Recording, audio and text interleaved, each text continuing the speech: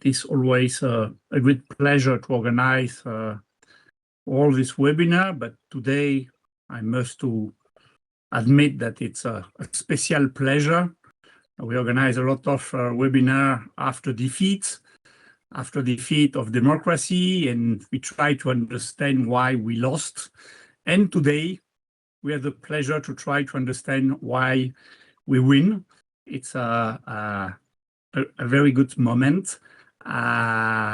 Thank you to all three guests to accept my invitation. Never change a winning team. We have an excellent webinar before, and it can be interesting to listen again this webinar before the election and to see how the analysis can change. What we learn from the situation in Hungary, it's, I think, important for Hungary, but also for all the Europe. Why has this victory come about now and not before? What made it possible and what challenges lie ahead? And how can we build also the democratic rules brick by brick? It's very difficult. It's very easy to destroy state of rule, but it's more complicated to build state of rule. And then I think it's different, very, very interesting questions, because if we are engaged citizens, we are also academic, and we must to continue to try to do our job and to try to produce some analysis, reflection, may be useful for Central and Eastern country, but maybe also for all Europe. Then, thank you very much to be with us this evening. And I will give the floor to our three participants to have a first reaction about these different topics, and we will organize the reflection step by step.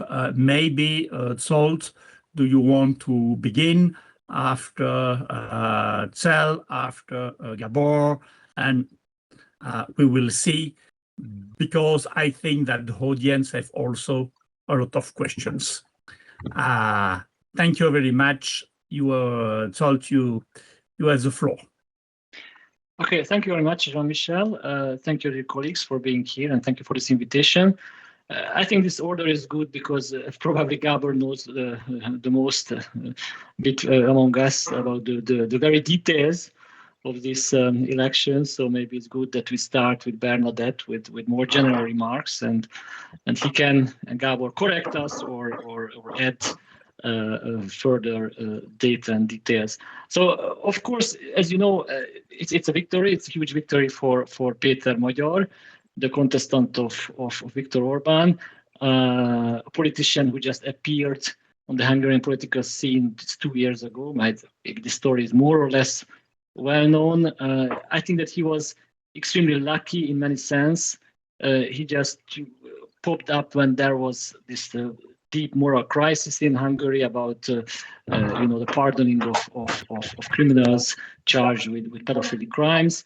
But also, I think he was very lucky because just 2 years ago we had European elections, and he could very quickly form a party. He didn't even form it; he took over actually an existing party, and they won seats at the European Parliament, which was important for several from several perspectives.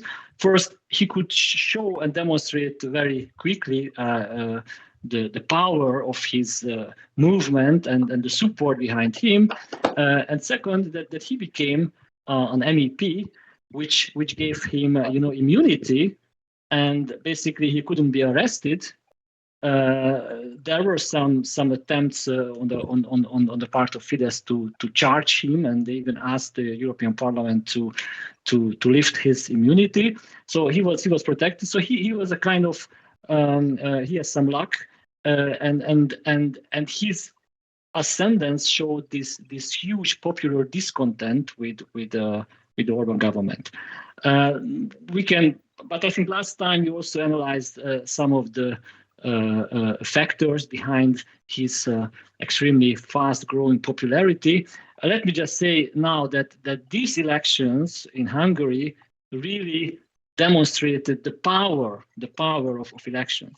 I mean, Hungary was or has been an illiberal state with manipulated electoral law, with a lot of constraints on the rule of law, with an overwhelming media dominance by Orban, etc. So all the illiberal playbook was there and played against him, and despite that, he was able to win, and he was able to raise such a huge interest in Hungary. I think that the maybe for me the most amazing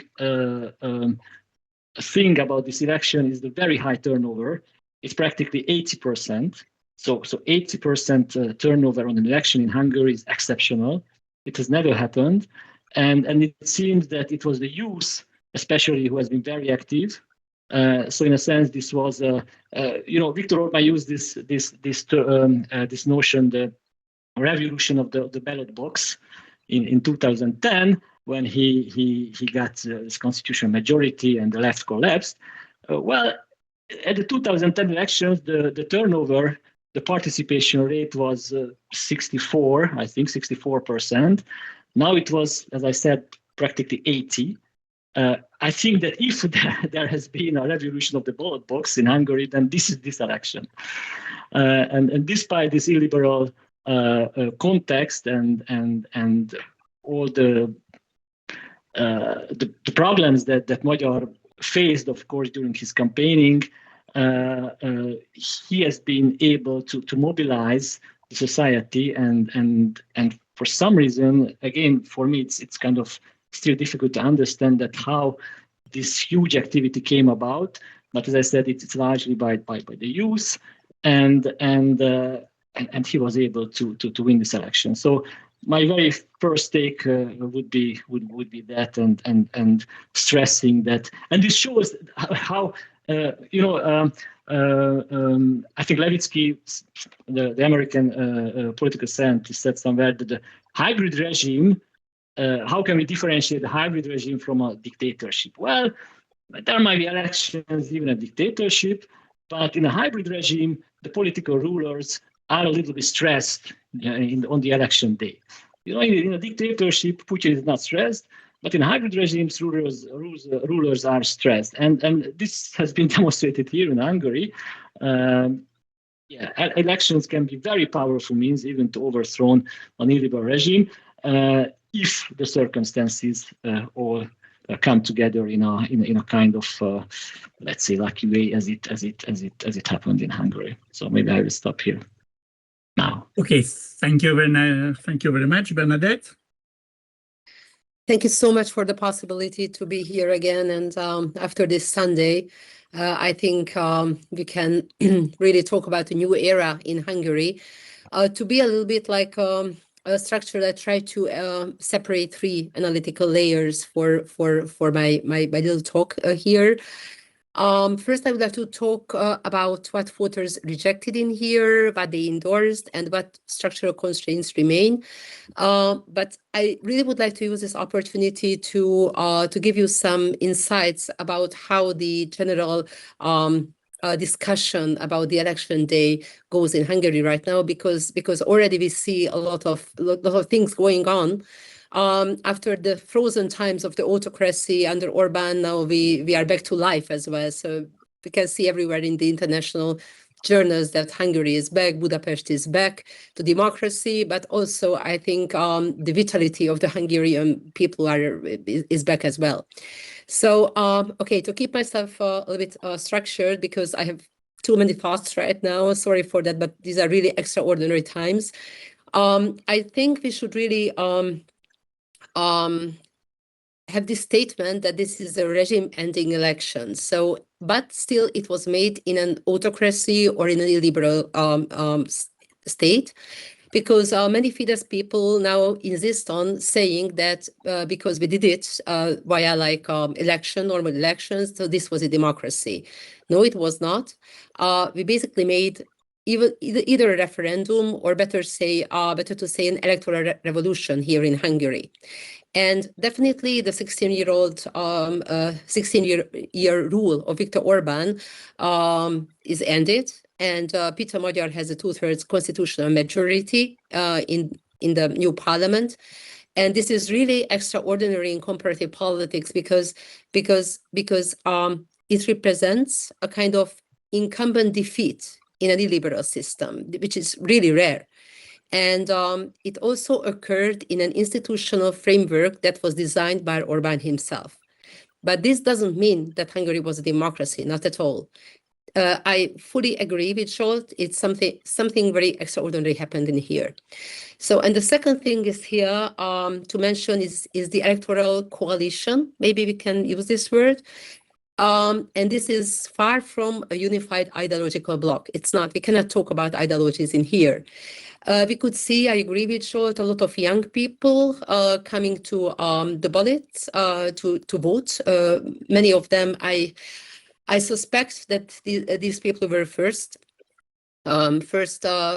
first time at the elections, but this was previously a big constraint for the Hungarians, that we couldn't really mobilize our youth. Now it was different.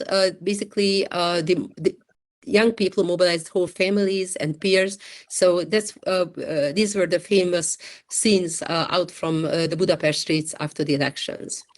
The second thing is that we could really see a kind of cross-class support, both from blue-collar workers, higher income groups. So basically, it was a different kind of coalition among the voters as well. And the third part of the voters who could vote to Peter Magyar and Tisza party was former Fidesz voters themselves. So we can see it. Maybe Gábor can correct me if I'm wrong, but in my constituency, we saw it clearly that former Fidesz voters really changed their minds. And why? We have a lot of explanations for that.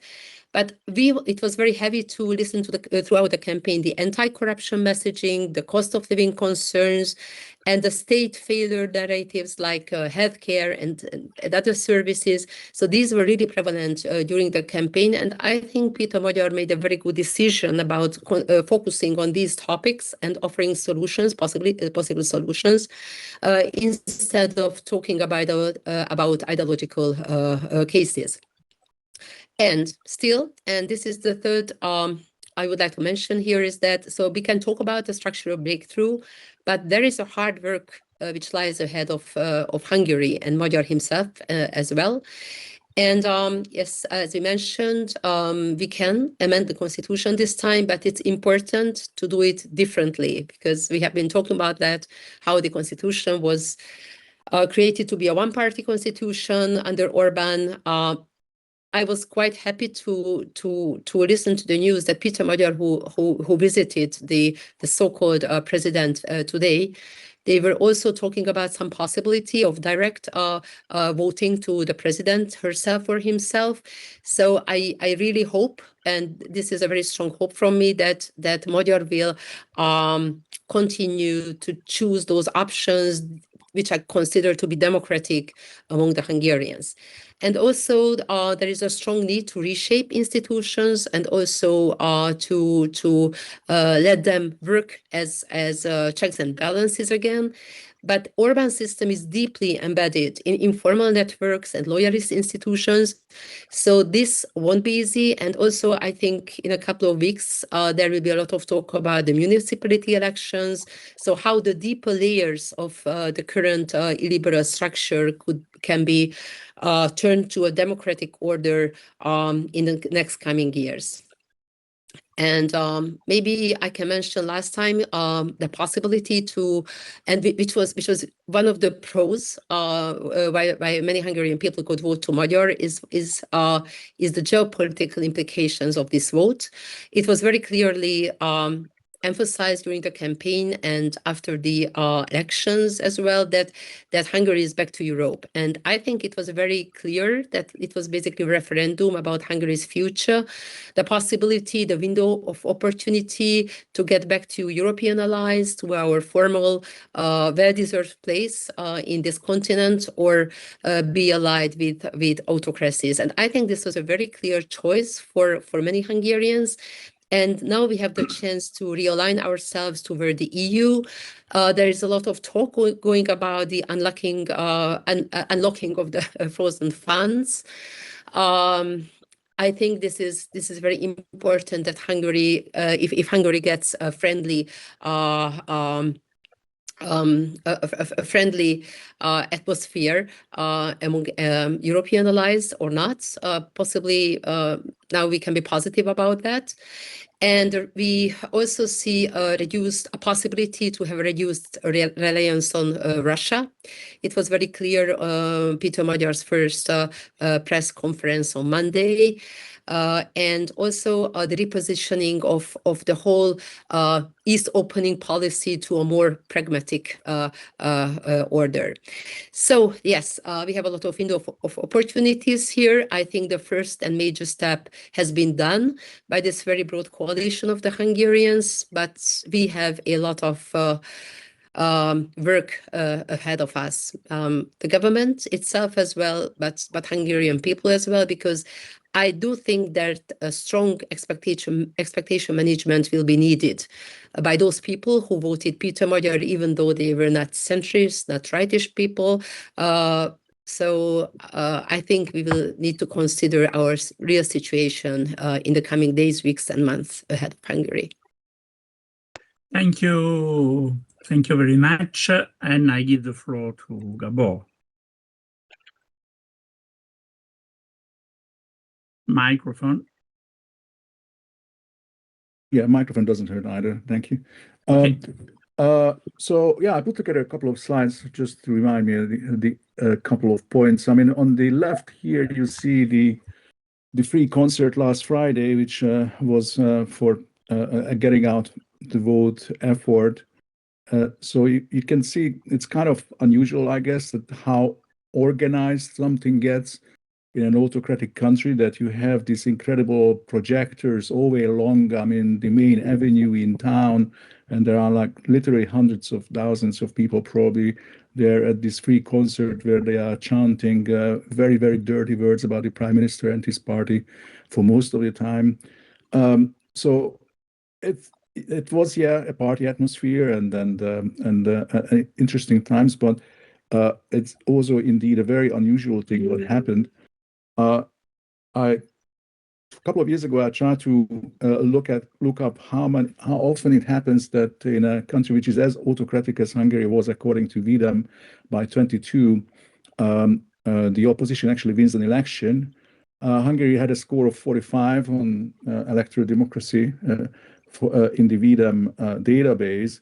So I looked up all those cases from 2000, which occurred in countries between scores of 35 and 55, and I found 100 real-world elections where actually opposition won under similarly authoritarian circumstances. But the funny stuff is that these are elections that you wouldn't often think of as reference points for an EU member state. So I think what was actually unique about this thing is that just like the interesting thing about Orbán's system was that it was the first kind of open autocracy within the European Union.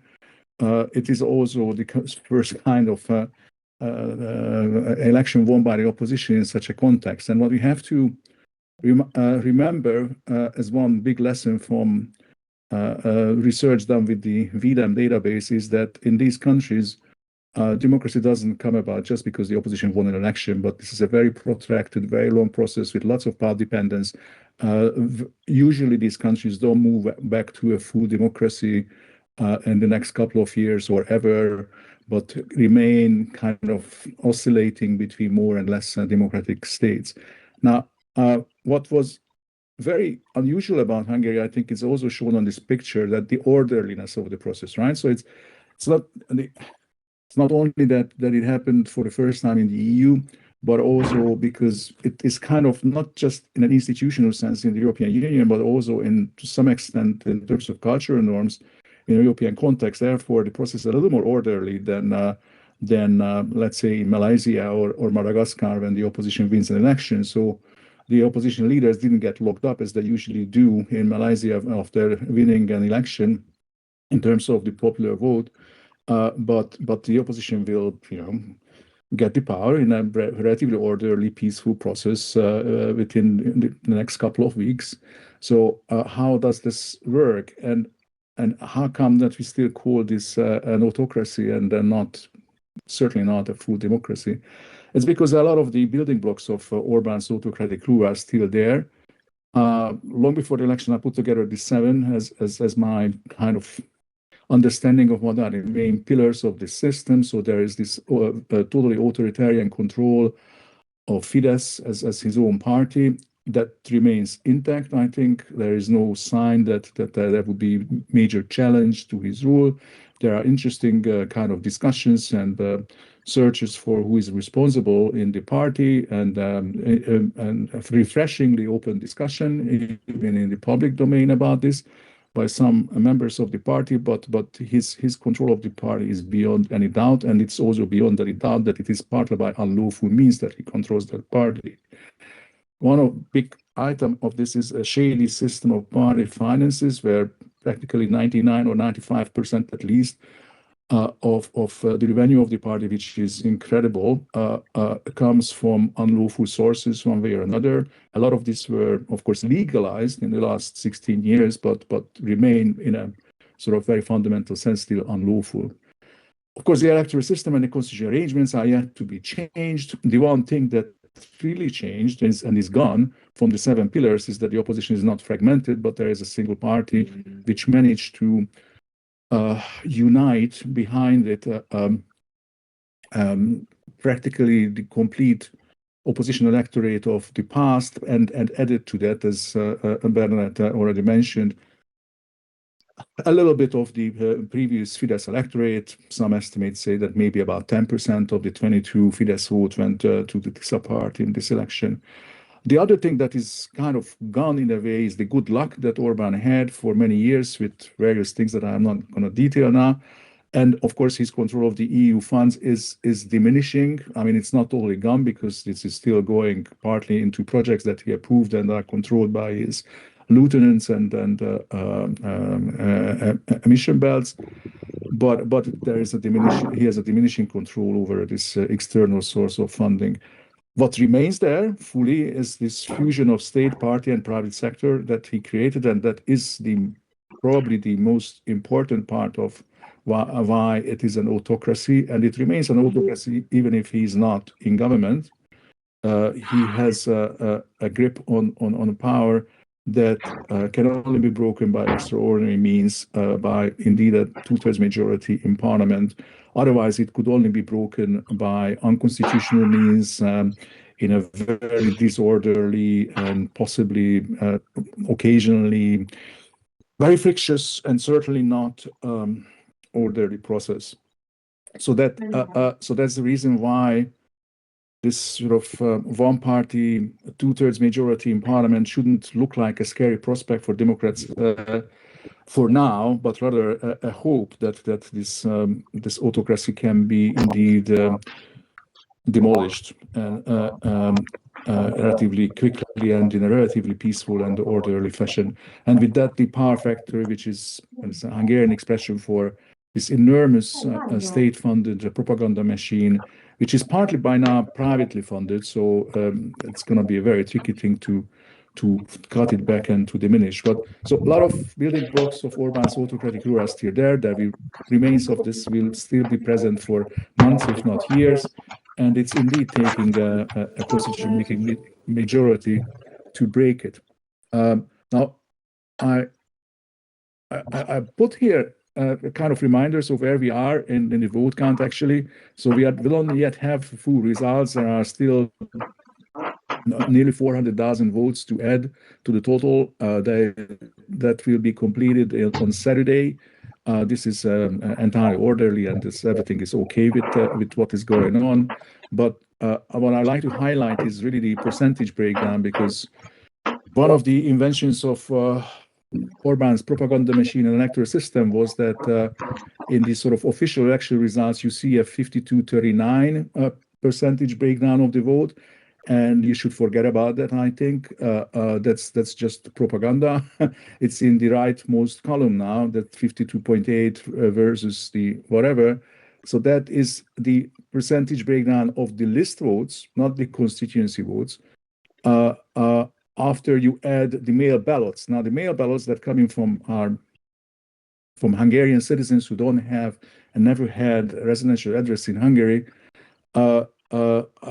is in the middle column. Those heavily favor Fidesz. They come in almost exclusively from Romania and Serbia through, the satellite organizations of Orbán in those countries.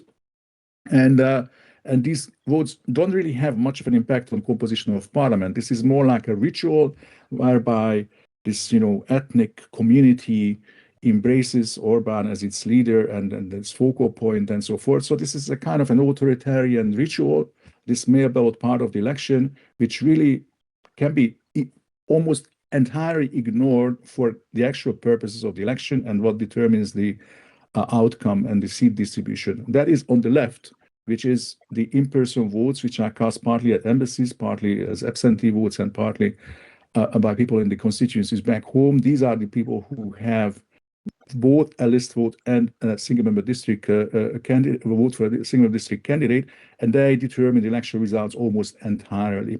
So, and that because there are still some votes to be added, and these will be a heavily opposition-flavored chunk of the vote that will be added, the absentee votes on Saturday. Probably the end result will be more like 56 versus 36% than the 55-37, which we reached on election night. But this is the thing to think about, as the distribution of the popular vote. Now, what is going to happen? What are the possible consequences? Of course, there is a discourse, particularly in neighboring countries like Romania, and I also heard that the same is happening in Bulgaria. That, well, this is just a Fidesz version 2, and there's not much of a change actually when you replace Orbán with Magyar. But so this is not quite how we see it inside the country, and I think we are kind of right about this. So there will be immediate changes in the media and in the whole cultural scene and in public discourse. So this extremely vile, incivil, and very dark, very hate speech based discourse that the country lived through for 16 years will be gone. It is already disappearing from the Fidesz discourse itself as we speak. There will be also enormous changes almost very immediately in the media scene. So the public radio and television and the music radio stations will stop functioning as means of government party propaganda. There will be a swift change of foreign policy orientation, which I don't have to say anything more about, I think. And there will be an eventually quite significant budget restructuring, which will move public spending from feeding the pockets of the Fidesz clientele in the private sector to public education, public healthcare, public transportation. So the kind of things that cater for citizens at large, state pensions, so these sort of things. There will be well, we fully expect, I believe, that the new constitution will be delivered and it will be more democratic than the current one. There certainly will be a much livelier civil society scene. And indeed, it's not going to be all hunky-dory. This party scene, I think, is not going to look very beautiful anytime soon. There will be a very path-dependent development, and for the timing, of course, for the next 4 years, the opposition to an incredibly large kind of, post-war Italian Christian Democratic Party style party, or think of the Japanese Liberal Democratic Party, something like that. So a very middle class or upper middle class party with a kind of a very technocratic outlook, not much ideological backbone. So that kind of party will be confronting a far-right opposition, and that will be about it. And probably the electoral system that they will adopt will not be very thought through, and it will probably just involve some minor tweaks of the existing system. So it will still make it very, very difficult and complicated for new party alternatives to emerge and then establish themselves on the party scene. So in that sense, it's not going to be beautiful, but yeah, there will be some substantial and changes in how the country operates and how democratic it is. Well, probably I should leave it for later because now I talked already a lot. So shall I stop here? Maybe continue later, Jean-Michel. Yeah, 5 minutes. Okay. Then I continue. So how did this fairy tale come about? On this chart, you see the development of how the difference between voting support for TISA and Fidesz developed over the last 2 years, from April 2024, when the TISA party emerged for the first time, till the present day. So it was a steady growth. Basically, the last 1 year, there was a stagnation in how big the lead was of the TISA party over Fidesz in the polls. In the last 2-3 weeks, there was a spike in this. So something really happened. Maybe we should talk about this later. It was quite interesting, and there are lessons to learn from about that, about AI and all, so how election campaigns are running in an authoritarian context. There are some interesting lessons about that, which caused this spike. But the fundamentals of this election victory, which it surprised me in its scale, I think are the factors that I list on at least this is my list of explanations. That so there was a pressure cooker effect, that for 16 years the people who were not happy with the government suffered a lot of provocation from the government, or the discourse, policies, and whatever. It was not a government that was trying to please everyone. It was trying to please a minority of the society, and it didn't mind to kick into the rest of the society in a very spectacular way, just to increase the fun of a minority of its supporters who were particularly wild. And this frustration, which was partly caused, of course, by the ineptness of the previous incarnations of the opposition to the regime, built up very slowly. I don't think that there is necessarily more support for an opposition alternative or more dissatisfaction with the regime today than there was 4 or 8, or especially not more than 10 years, 12 years ago. But there is a more successful opposition expression of it, and which could articulate and integrate behind a single political alternative this widespread dissatisfaction with this government. And that was primarily caused by 60 years of social learning. So through the failures of the previous opposition, through the many things that people experienced about how attempts to fight the regime fail and then backfire and collapse and whatever, both elites and citizens and activists and citizens at large learned quite a bit about what are the ways of doing this. And this template waited kind of ready-made for the new opposition alternative that emerged 22 years ago, and which was a very, very politically savvy alternative. It behaved in a very purposeful way. It could create political credibility in the sense that people believed it from the very beginning, that it really wants to do away with this regime, no compromise. It was custom built in the sense that it was optimizing every aspect of its organization and ideological platform and communication style and party finances and everything to the actual circumstances that existed in the Orbán regime. There was a lot of learning already behind it from the example of the previous failures, which went into this thing, and we made it a far better built organization, and in every respect, in how it works with activists, how it utilizes free labor, how much free labor it can bring in for the campaign, how it finances itself in completely lawful way with crowdfunding and without any possibility for the government to intervene and to criminalize the organization. Yeah. And then the fourth is that the Orbán regime didn't have the resources to resist change with kind of Belarusian methods. So whether it was social norms that prevented it to go, more oppressive, or social norms influencing the behavior of, let's say, Fidesz politicians and Fidesz members of parliament, whether it was social norms influencing Orbán in a way that he was wary of recourse to violence, or it was simply the refusal of the security forces to do anything particularly nasty or illegal with protesting crowds. That is difficult to tell, but something there was in the sort of these local social norms and the distance from Russia, which prevented the regime to move in a Belarusian way. And Orbán himself got a bit rusty as a political leader. So I think these were practically the factors that I could think about as the decisive factors. And the interesting part is that, so this is not, the economy. The economy is not in such a particularly bad shape that a Hungarian government would be unable to win the election under those conditions. I mean, statistics doesn't suggest that.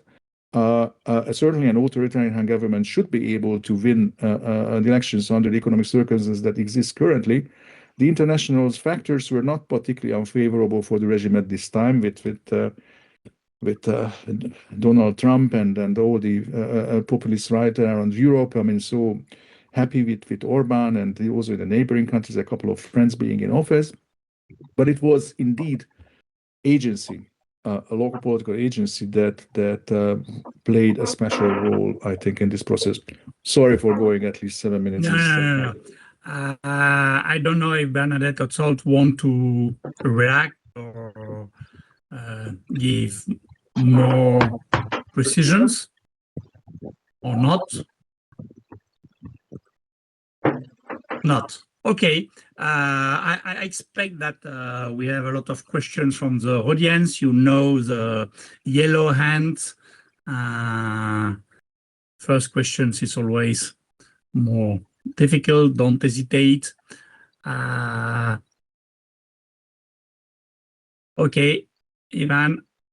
Hi, thank you. I'm going to ask a relatively straightforward question. I got the impression, maybe this is superficial, you'll excuse me, but that Professor Boda said that Magyar was very lucky because he appeared at the right moment.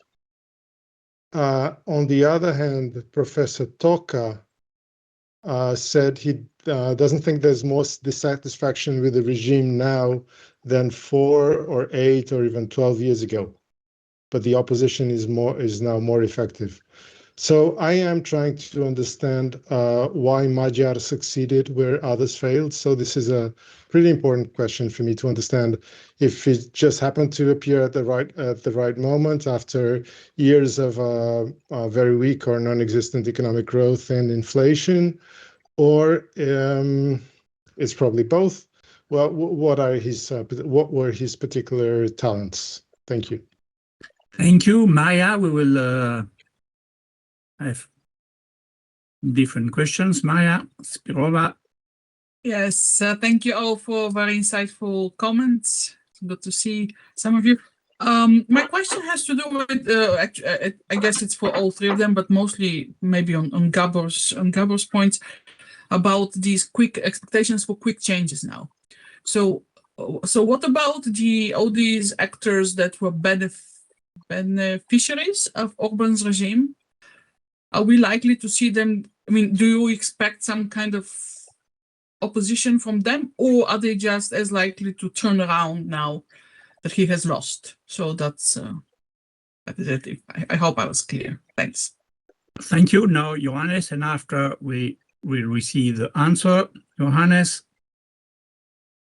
Yeah, the Orbán government has made certain changes, for example, a budget council and other institutions. And Orbán has planned that his government stays for years after he might have left. Are there any plans how to circumvent these blockages? Thank you. I don't know who want to begin. Maybe Bernadette. Thank you for the questions.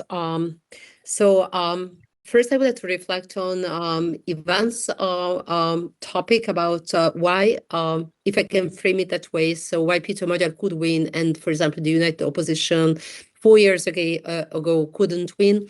I just wanted to mention that these campaigns are completely different. So in 2022, although I don't think a very detailed explanation was given to the Hungarian people, I think the project itself, to coordinate among many parties, was a kind of burden and a problem for driving the campaign itself.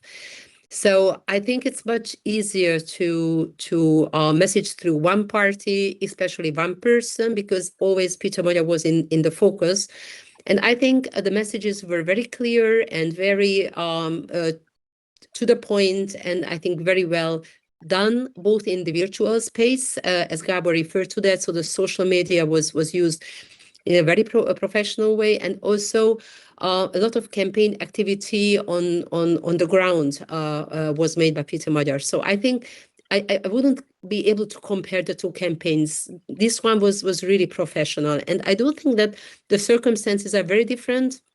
Because in 2022, Putin's war against Ukraine has just begun, and currently we really feel all the consequences, and inflation and the healthcare system, the collapse of that, and the fact that teenagers were out in the streets and fighting for better education. So they really changed the atmosphere of the whole country, I would say so.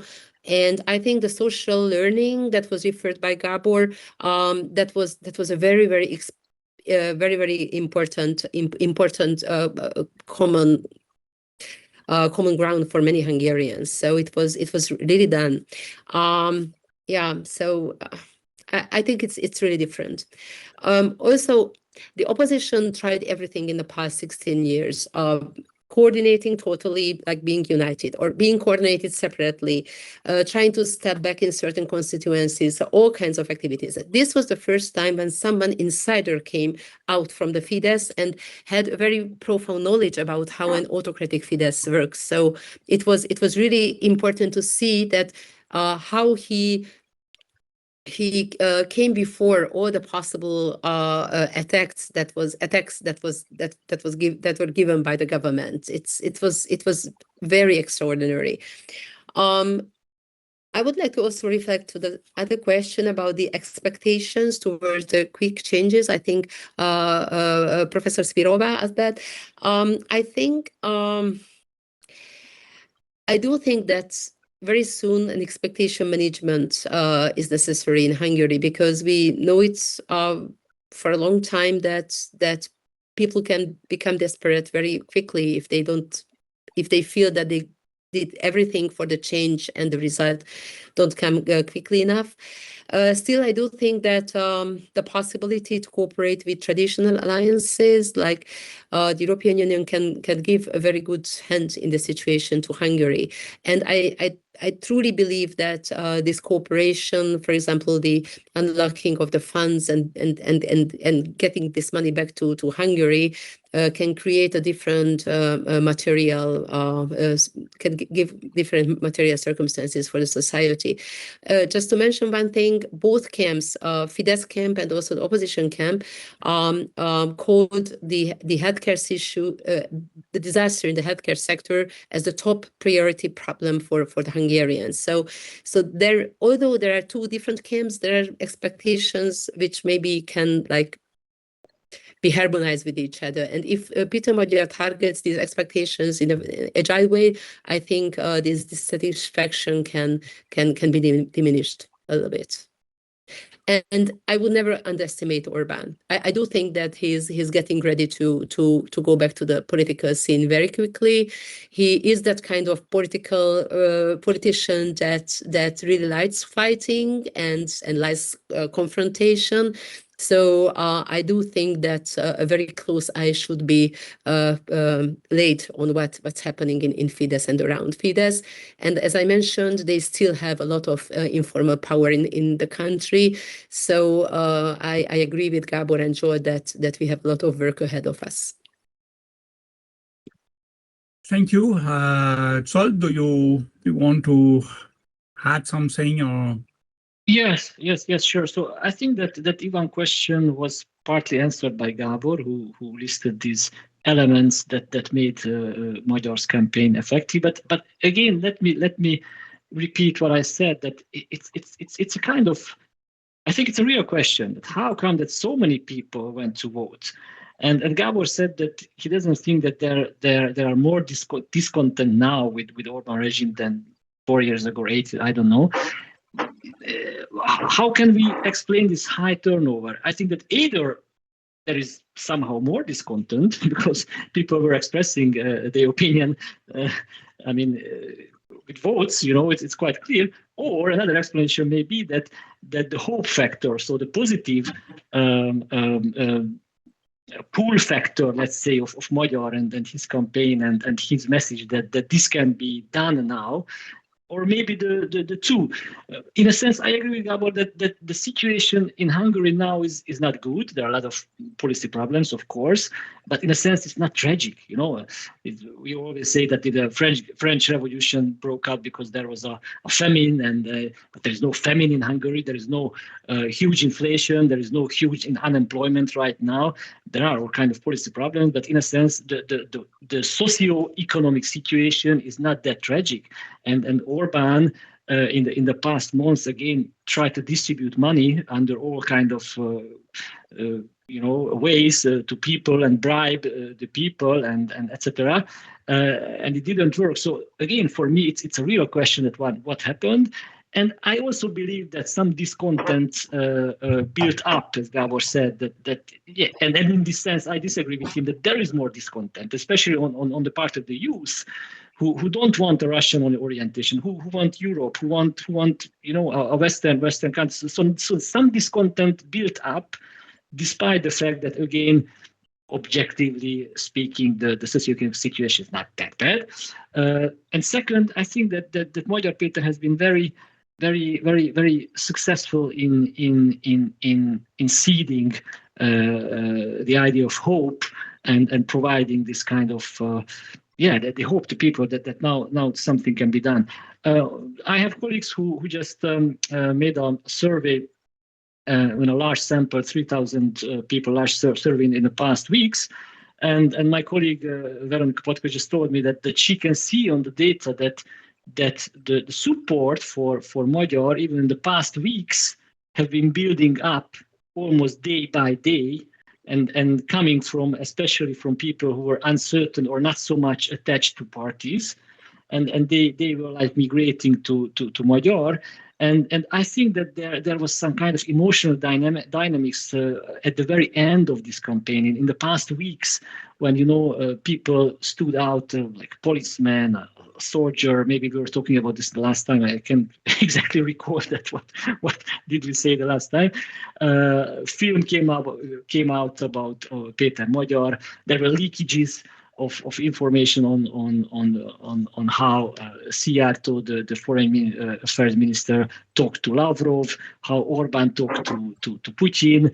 There was this huge concert that Gábor just showed a picture about, so there was a building up. One of my students told me when I also asked them, actually on Monday in my class, that, so what do you think? Why did the youth really go to vote in such a huge masses? And one of them said that, it became a kind of meme to vote. So it's a mimification that it's cool. We need to do that. Now it's us. And really, it was a fiesta on Sunday night in Budapest. It was very emotional, very, very. It was beautiful in a sense. It was it was much more a feeling of regime change than in 89 or 90, because at that time the regime change happened through several steps. While here, it was really focused in one day, one election day, and all this tension just broke up. And so again, I think it's quite interesting that how this huge participation built up, and what is the role of this growing and building up this content, and what is the role of the hope that Magyar could convey to the society. Thank you, Gábor. Oh, and sorry, just a very short reply to Johannes. So how to overcome the institutional blockages? Well, now Magyar is in a very easy situation because they also have a constitutional majority in the parliament, so they can change everything, including the constitution, and they can dismantle the constitutional court or the budget council or whatever. So in principle, they can do it. How will they do it, and what kind of conflict this will create? Well, we will see. But in principle, now he has the means to really dismantle this the Orban regime. Thank you, Gábor. Yeah. So on Johannes' question, I have nothing to add to Zsolt. This is it, right? This is the easy part. Maria's question touches on the more difficult part. I mean, it's not so much the political cohesion of the Orban networks which is intact. I think that will shake very easily. The cohesion of it, but there are these financial linkages and the control of the property. I don't have a good understanding of how Orban does this, but ultimately he is the owner, right? And I don't know what paperwork assures this, but he is the owner of about 1/3 of the country. So that is something. And a lot of those resources are obviously abroad, so it's completely safely shielded from anything that any new government can do.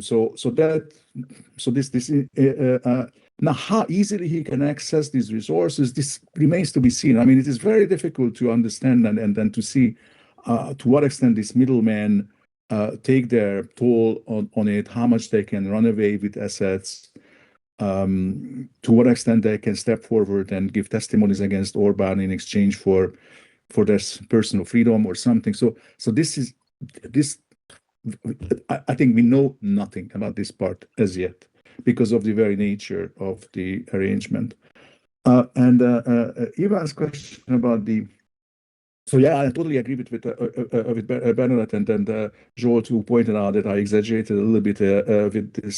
There'll be no more dissatisfaction now than today. But what I really meant by is that the peak of the regime in terms of domestic popularity was probably around 2018, 2019, after several years of sustained economic growth, which was due to the worldwide economic trends and then the influx of EU funds. So that with that, Orban got very, very lucky.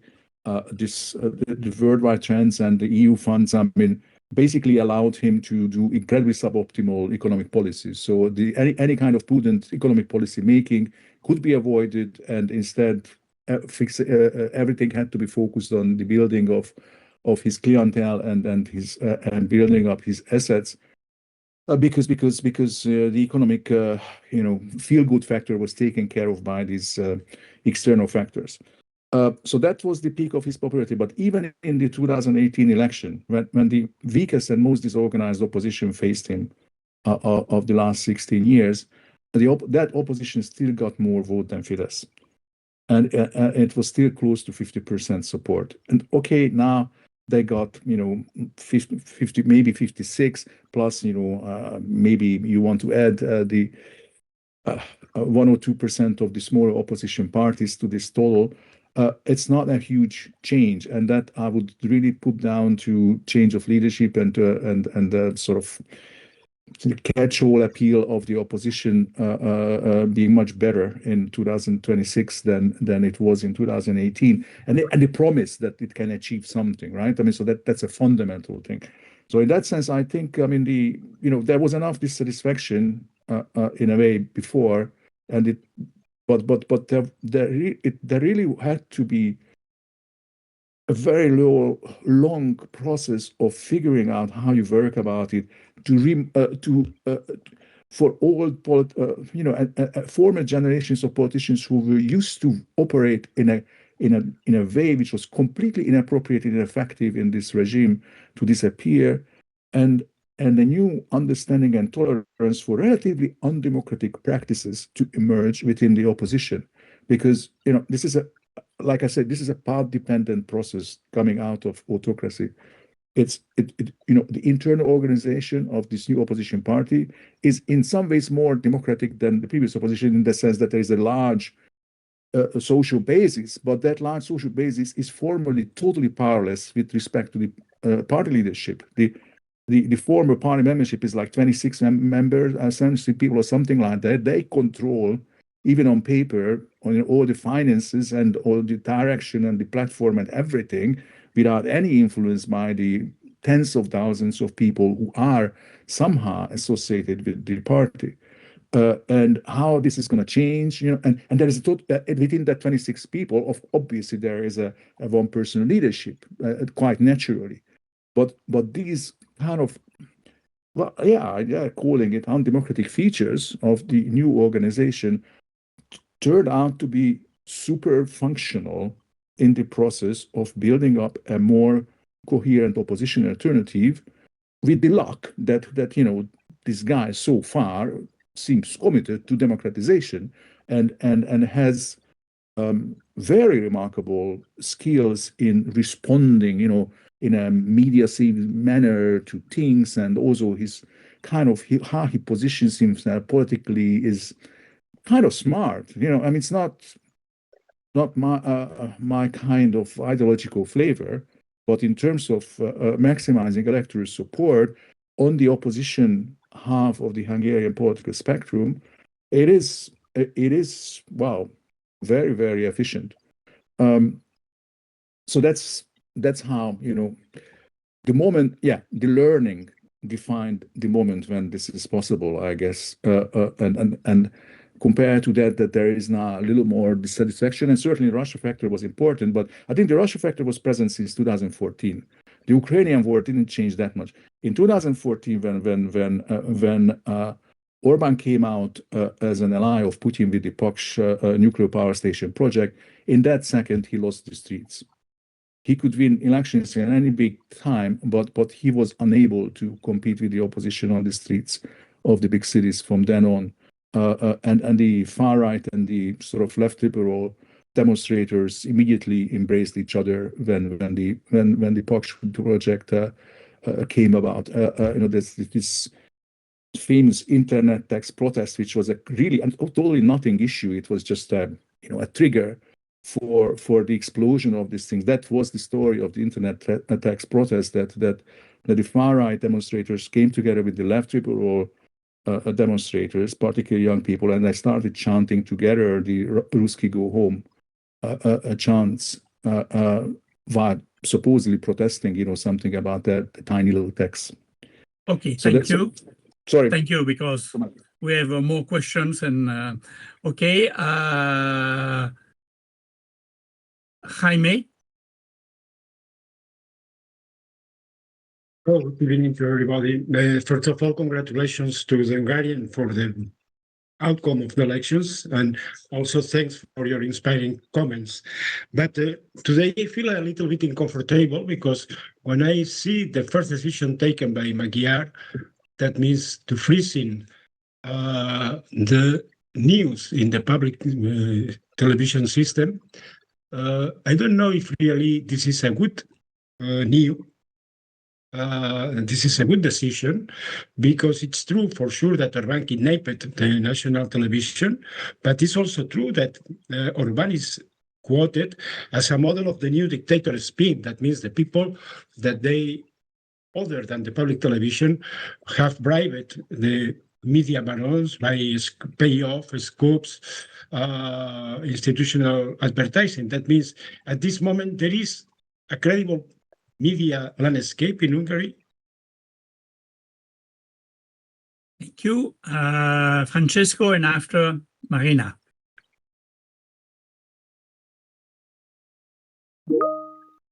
Francesco, your microphone is still off. Okay, Marina, please. Microphone. Marina, microphone. Here it is. Sorry, I'm not very good with Teams. He wrote a message, so you could read it later to answer. I will be much shorter than I meant to initially when I raised my hands, because a lot of the points were already made. But I would like to say that, I mean, I've been here for 3 weeks in Budapest, and I've been speaking with a lot of old opposition politicians as well as other people, and I think that I think that we should give more credit to the victory of all of them, not just to Peter Magyar, because it really is a build-up. And as someone who has followed this, and I was very, very skeptical of Peter Magyar when he showed up, and of some aspects of his program, but I think that it is in some ways the good story here, like the good change is possible, like in the book of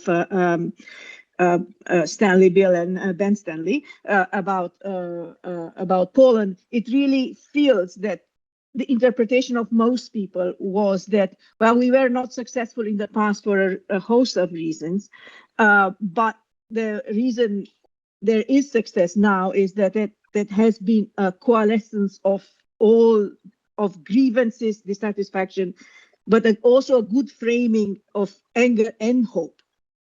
And the middle ground, which is everybody complained it's wishy-washy, but it was an election campaign. And I also think that the 2/3 majority was not achieved, but at the last minute in the election campaign with those huge media events that were the two investigations and the two the policeman and the military guy. I think those are very powerful, and we will measure, look at them more scientifically. But I think it was really, even for someone who speaks very little Hungarian like I do, it was really a big thing. And also the reaction to them was quite clear. I mean, the military guy raised a lot of money. My second point is that my question is mostly on related to what Zsolt Boda said last time, which was that the feeling that Hungary is going in a really, really bad direction was when policymaking stopped being sort of policymaking process at the basics of it. That of course it's always a partisan, it's always a party, but it has to have some kind of evidence-based and some goals. Do you think that this is what will change with Magyar? And maybe in some ways this media change that he has now is part of that rather than part of an anti-democratic coup on a state media that was basically at the level of pre-89 information style. So my question is just the second, really. Okay, thank you. And Francesco asked if you think that European actors can do something to contribute to the rebirth of Hungarian democracy. In general, what we can do to help Hungarian democracy, and he want to know if EU or he speak about France can help. Gábor, but short answer, please, Gábor. I would rather hope that Detti and Zsolt have an answer to this. It's a very important one, what Francesco is asking. Also, Marina's question about the policymaking process, how is that going to change? But surely that belongs to Zsolt, and probably Detti can help with the European institutions question more than I do. As you want. Yeah, I can have some reflections because wonderful questions. Thank you so much for them. So the first was about whether freezing the public television was a good idea or not. These are extraordinary days. This morning, Peter Magyar went to the public television and to the public radio the first time after so many 1.5 years, I guess. And he was very sincere about his future plans, how to handle this problem, because unfortunately it goes like that. In Hungary, we do not have a public television and a public radio right now. We have propaganda, we devoted a lot of taxpayers' money put into these institutions, and that really worked out as party megaphones. And what they did, they really caused a lot of mental burden to Hungarian people. And I think what was referred many times by Zsolt and Gábor as well is this is one of the very first positive consequences of this victory, that this will be stopped very, very soon. All those disgusting messages from the streets out, that they will disappear, and although this poisoning of our people will be stopped in very, very soon. And I think he was very clear about saying that he doesn't want, just shut down the television and the radio, of course. He just wants to create a kind of regulation when these institutions can function in a lawful way, which means that they work according to the facts and impartial and balanced. So what their duty is in the media law. And I think it's a very good good intention that can be really supported by the majority of the Hungarians, and which will, in my opinion, this will be positive to even the Fidesz voters themselves, because they just, a different atmosphere. The second question was about, and thank you, Marina, for being here and talking to the old opposition, as well as it is called. And I think there are two types in this opposition, I would say so, because to be very sincere in this topic, I wrote a chapter that will be out in a book very, very soon. It's already printed, but it's not available yet, so I haven't seen it yet. But I wrote about how the opposition can catch up with the duties of a real opposition in an autocracy, because unfortunately, part of the old opposition was not using good tools to fight against the system, and there are of course many explanations why they were not ready to do that. But basically, by now we have a knowledge about how to fight effectively in these kinds of systems, and I think this is a valid knowledge for many nations now in the era of globalization. And I think these opposition players are now given pretty much positive feedback by the people of Hungary now, and it is important that they cannot be in the parliament now because they were not on the list. They on that list, Peter Magyar list, but what they did in the past 16 years, or part of those 16 years, contributed to the regime change, because it's not. I know it's complicated. It sounds complicated, but this is really the situation that what I felt, and I think we can see it from the numbers as well. That the way. Okay, so frame it like that. Orbán was really counting on a lot of small opposition parties having these quarrels with each other all the time. He wanted to really be in the center of this field, and he wanted all other people to have these quarrels with each other. And the opposition made an experiment how to hack this situation, but those players couldn't succeed. We have a lot of reasons why. And Peter Magyar was basically he created a new chapter in this book of experiments, I would say so, and he gave a very short answer to this question: how to beat the system. So I think. I agree with you partly that credit can be given part of the old opposition, but unfortunately there were players who could not grew up to this challenge, which was created by Peter Orbán. Still, we have some good news to other people in autocracies because we have some ideas how to fight in these circumstances. And sorry, maybe a short answer to the game changers in the last weeks. I think there were a couple of them. You mentioned Bence Szabó, and we can talk about Gundolf as well. So the young hero of Hungary who didn't break until under the burden of the secret services. And so these people showed very clear moral integrity in a very corrupt and very disgusting system. I think this was these were really game changers. They were spread everywhere on YouTube. Half Hungary was watching them, incredible numbers. And the second was the Lavrov-Szijjártó and Viktor Orbán-Putin discussion. Of course, we suspected that these conversations were ongoing, but when you see it and you can read it or you can listen to that, how they were talking about Europe and Hungary, that's a real game changer for many Hungarians. So I think these two game changers, the moral integrity of these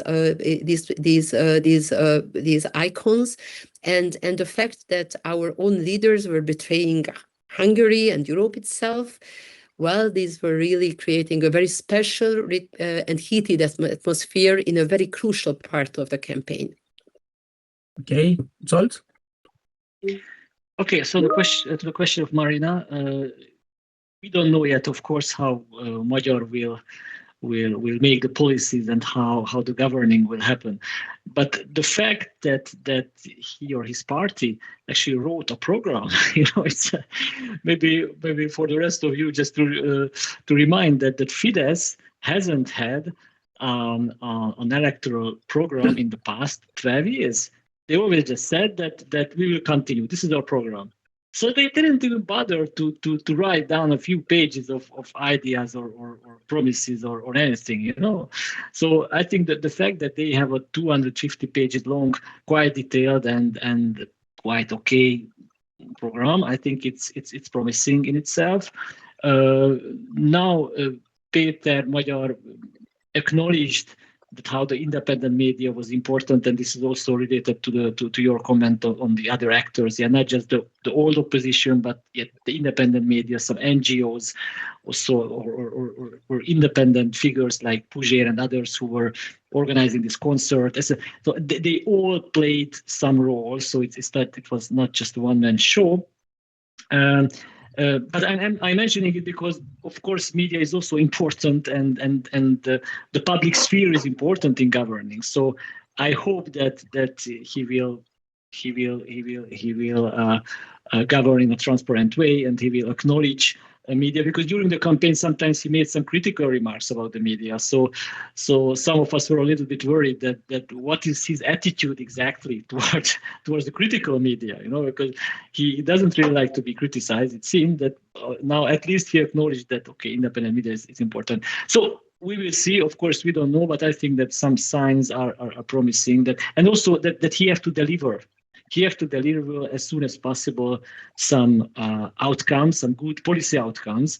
And for that, I think that he needs desperately the allies, the experts, the public administration, etc. So I hope that he will build on that and he will try to do it. And it's also related to the question of Francesco. I'm not sure that how other countries can help Hungary. I'm pretty sure how the European Union can help Magyar. Is freeing the funds, because Magyar needs money. The budget is in a terrible situation, and again he has to deliver. So I hope that Hungary will have access to these European funds, which will be, I think, of paramount importance for legitimizing his role. Thank you, Gábor. Well, I can add a little bit to the media, to the public media and to the international aid part, but those are minor things. So why not listen to more questions from the audience, and then I come back to them if there is time. Okay, Marina, you have a Marek. Yeah, thanks for a very interesting discussion. I would be actually interested, in an outlook in the future regarding the PISA party, because we know that Magyar is actually he's originating originally from the Fidesz party. So first thing I would be interested in how many other people with these origins are actually in the PISA party, and how many are candidates and probably MPs now. And the second thing that we know about these new parties in this region of Eastern Central Europe, they are usually not very like enduring and sustainable. So I would be interested in your take on like what is your expectation regarding like the cohesion of the parliamentary group of the TISA party and potentially like future elections and their future performance. Yeah, that would be the main question. Thank you. I don't know who won't answer. Who prefers? I dare responding that we have no clue how the cohesion of TISA party will develop. I don't think that we'll have major problems on the short run. I mean, like 1-2 years. There is simply so little ideological, fever in that party, and it's the whole selection process was, optimizing the total loyalty of these candidates, because that I think was the first priority, right? You don't want to take people to parliament who then in parliament turn out to be undercover Orbán agents. So that was the first priority. Second priority was that there should not be anything in them which could be instrumentalized during the campaign for a compromise campaign. And in the second respect, they had an enormous success. So there was practically nothing. So there was an enormous, gigantic apparatus, not just Hungarian, but also Russian, working on finding anything about these people for a long time, and they couldn't come up with anything that would have worked against a single one of their candidates. So there were attempts and whatever, but relatively pale and unsuccessful. So that sort of the grayness of the group, I think will guarantee for a long while, and also this incredible cathartic birth of this party, right? And how much they legitimately feel that they owe this success and a huge change in their own life as well, and their whole entry to politics to pay their magyar. I mean, which is because this is really so. This is really so. So that will give him an enormous clout in this party. A lot depends on him.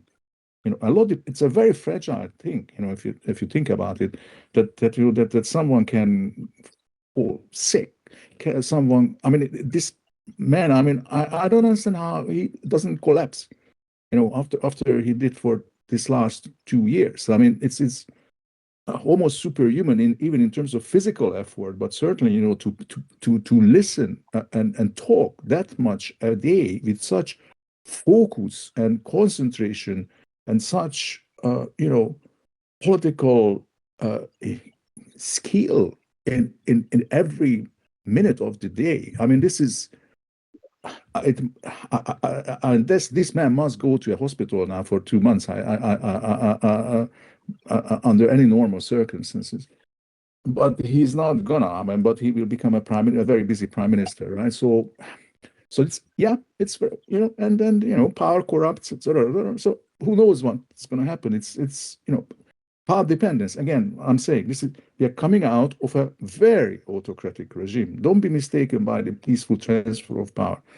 And this was a regime which was instrumentalizing the secret service as well as Russian secret services to not just to spy on opposition, but to manipulate opposition, to intimidate opposition people, to flip them, to convert them, and to make them cooperate in various nasty things. This was a regime which the media comment, just for one thing.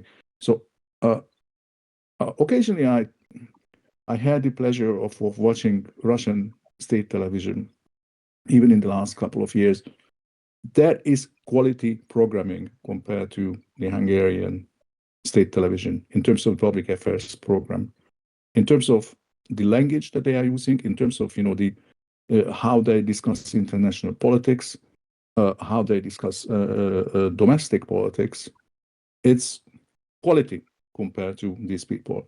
These people are so vile that today, when after the lost election, Peter Magyar goes in the studio, they still started asking him questions as if as if they were, I don't know, some kind of investigative chamber where they have all the powers to ask stupid propaganda questions from me. They didn't realize how stupid the questions they are asking are. They are so bad. These people have nothing to do with journalism. There is absolutely no loss of journalists and public service if these people are just thrown out by whatever executive order. There is no loss of public service whatsoever, just gain. So this public television was calling people pedophile. They were, you know, if you are a reasonably successful opposition guy in this regime, then they start talking you all sorts of names. And of course, eventually you win your libel case against them after a couple of years. I mean, that can also tell you a couple of stories about her child. Are you still on the charges for violence against police? Yes, yeah. So Still, you know, she was charged with beating up policemen. I mean, you know. but not alone, but together Yeah. with an almost 90-year-old priest or pastor, who is our national hero. And several other women. So it was, you know, And, mafia and formal style. MEPs and MPs, like, women, like an old priest and a couple of women. And So maybe we can I'm sorry. collectively jumping on a poor policeman. So it's even worse. So yeah, I mean, this was the nature of this. Okay, I'm sorry. Maybe just to add one thing to Marek's question, we have some evidence from the Budapest municipality how the TISA party operates, and it is really centralized. So the party discipline is very clear, very centralized. So no grassroots politics or something like that.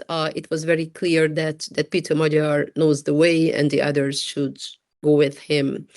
So, and I think under the burden of governing this country after an autocracy, I don't think they will lose this up. So it's like, I count on a very centralized way of doing politics in Fidesz party in a very structured way.